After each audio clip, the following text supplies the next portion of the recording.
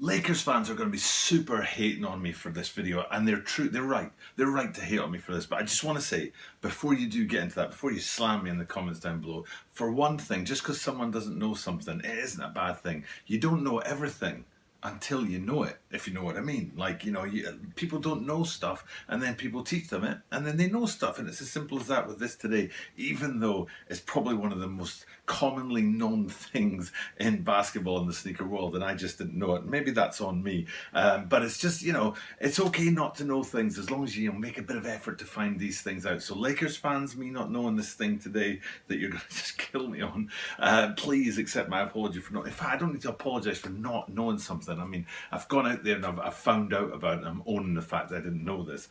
So maybe it's not a bad thing, but let's get into this, and I'll tell you why I'm really surprised by this sneaker, and we'll go through it bit by bit, look at all the different hits on it, especially the swooshes in the two different places, and what's going on with certain things between the midsole and the back end of the midsole, stuff like that. We'll get into all that, but first, before all that, I'm going to tell you why Lakers fans are going to be hating on me as we take a close-up look at the upcoming release of the Nike Lebron 18 Minneapolis Lakers.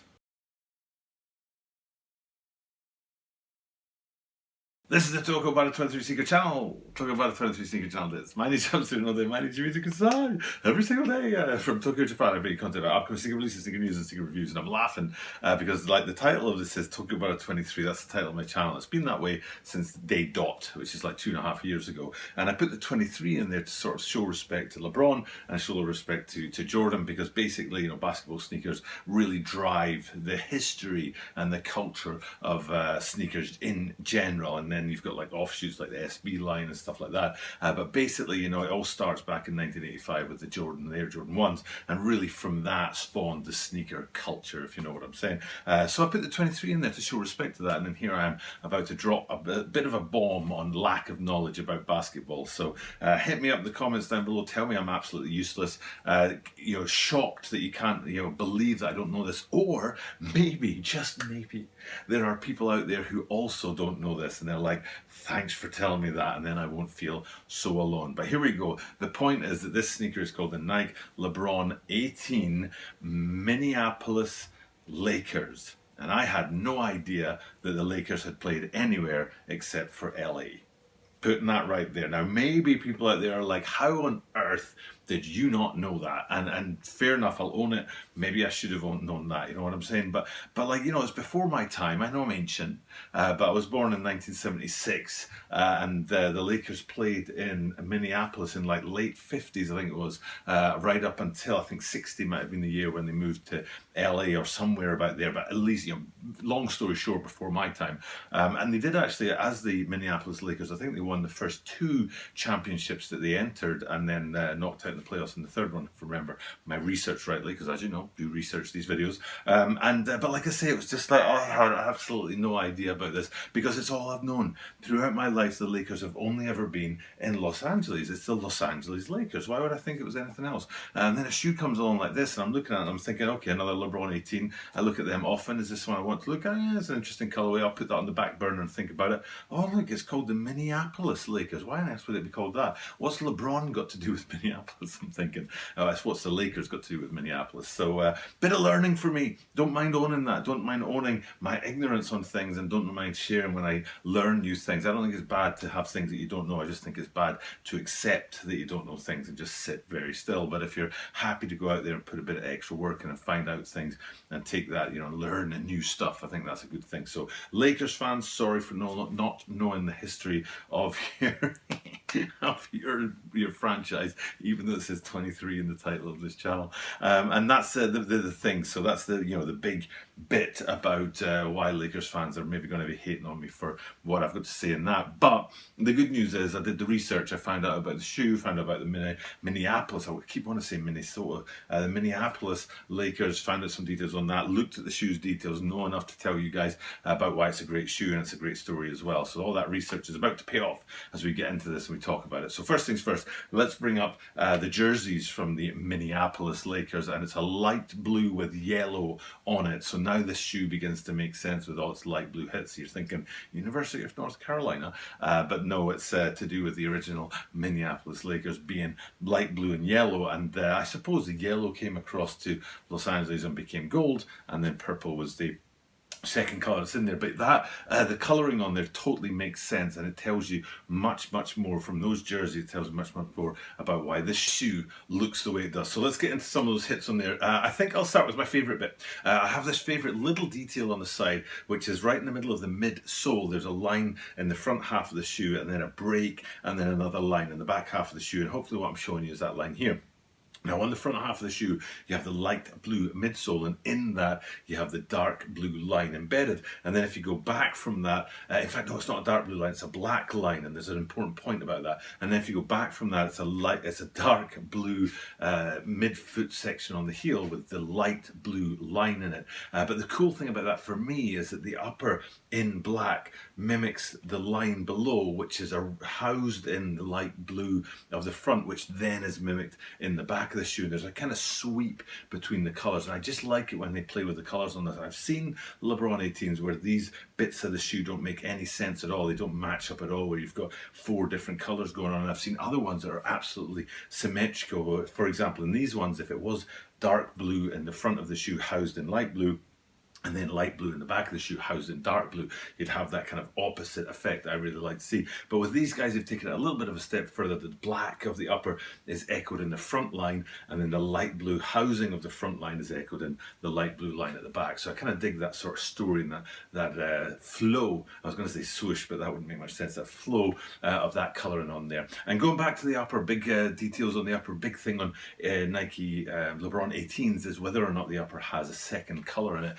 Sometimes you get a solid colour upper, for example, all black, and other times, like today, you get a speckled effect, second colour in there, and hopefully zoomed in somewhere on the green screen you can see that black upper, but it's also laced with the gold of the Lakers in there as well. And then we come to the front of the shoe, to the swoosh on the toe box in light blue in the case of these guys. One of my favourite things to think about and look at with you guys on LeBron 18s is what they do with the colour of this swoosh, and also the medial side swoosh, because sometimes they match, sometimes it's matching a feature in the upper, sometimes it's matching a feature in the midsole and stuff like that. And today what they've gone with is that light blue of the Minneapolis Lakers is echoed in the toe box small swoosh, and then if we come around to the medial side swoosh here, you can see that's much more contemporary and modern with the gold from the LA Lakers in there. So it's kind of a cool story in the swooshes that it's historical in the front one and then contemporary in the back one. And speaking of the back one, we might as well go have a look at the heel section on these guys, because they have a very neat heel. I mean, the technology side of things we've dealt with in other videos, and the support that very substantial heel gives to a basketball player to avoid injuries, for example, is the area we're looking at. Don't want to talk about the technology, just want to talk about the colour of it, that deep blue. But then if you zoom in a little bit closer on it, you can see that it's running through, it's laced through with light blue speckles to give it a kind of watery effect, which is again something you sometimes see on LeBron 18s and sometimes you don't. And staying on that heel, we might as well go around to the very back and have a look at the LJ and the crown on the back there for LeBron James. It's kind of, if I remember rightly, it's the same colour, the deep blue, with the deep blue branding on there, except for the crown, which I think might be in yellow if I remember rightly. And that's a feature to look for on LeBron 18s, because sometimes that branding is in contrast. For example, in this shoe, it could have been yellow all the way through on the blue background, but in the case of today's shoe and in some LeBron 18s, you get it with the same kind of colouring going on in there. Speaking of that colouring, let's go forward to the tongue area of the shoe, because it's really unique to these guys. I haven't seen these with LeBron 18s. Other versions of these, the standard structure is right there, and the fact that it's light blue fits in really nicely with the sort of story of the shoe. But what's interesting to me on the tongue side of things is those 3 air units that come as standard on the LeBron 18 highs, not the lows. The lows don't have these air units in them. But in the case of these guys, even though they're standard in their structure, what's inside of them, the graphics on the inside, are very, very clear. And sometimes you don't get that with LeBron 18s, with those air bubble units on the tongue. Sometimes it's hard to see into them and work out what they were going for in the design element. But in the case of these guys, they've got it very spot on. It's very sort of obvious and jumps out of those 3 air units at us. And then flipping these guys upside down to have a look at the outsole, a 2-tone outsole, white towards the front end of the shoe, and then then light blue, I think I'm right in saying, towards the back, with some dark blue through the middle of it to represent that color. And the Minneapolis Lakers, man, I always want to say that, Minnesota. And that's a kind of, it's a place on this, I think they can do more with the outsole on LeBron 18 highs. But this is more than what they've done in many of the shoes, which have had a very simple one-tone outsole. So at least we've got a two-tone on here, but sometimes you can have a whole lot more than that in LeBron 18 outsoles. And I haven't really seen them play with the outsole as much as I'd like to. So maybe that's a point for us to get a little bit more detail or a little bit more out of the shoe in the coming months ahead. So that's pretty much everything I think there is to talk about on this shoe. Just quickly run through all the details. I think that's just about it. Isn't. Haha, there is something. It's the insoles, and I'll bring them up, which is a great place to finish. There's two things, not one, two things that are retro about this. The retro colours on there in that light blue, harking back to the Minneapolis Lakers. But actually, what I like more than that is the way it says James and then 23, because it was it's a newer thing, relatively, you know. Newer thing that people don't have their family name on the back. For example, LeBron on the back, or players that have their first name up there. That's a fairly new thing, the last maybe 20 years or so. So back in the 50s, when the Minneapolis Lakers were going around, it would have been James. It would have been just the family name above the number, and that's a retro callback. It's not just the light blue color on there; it's also the way they've designed that family name above the 23.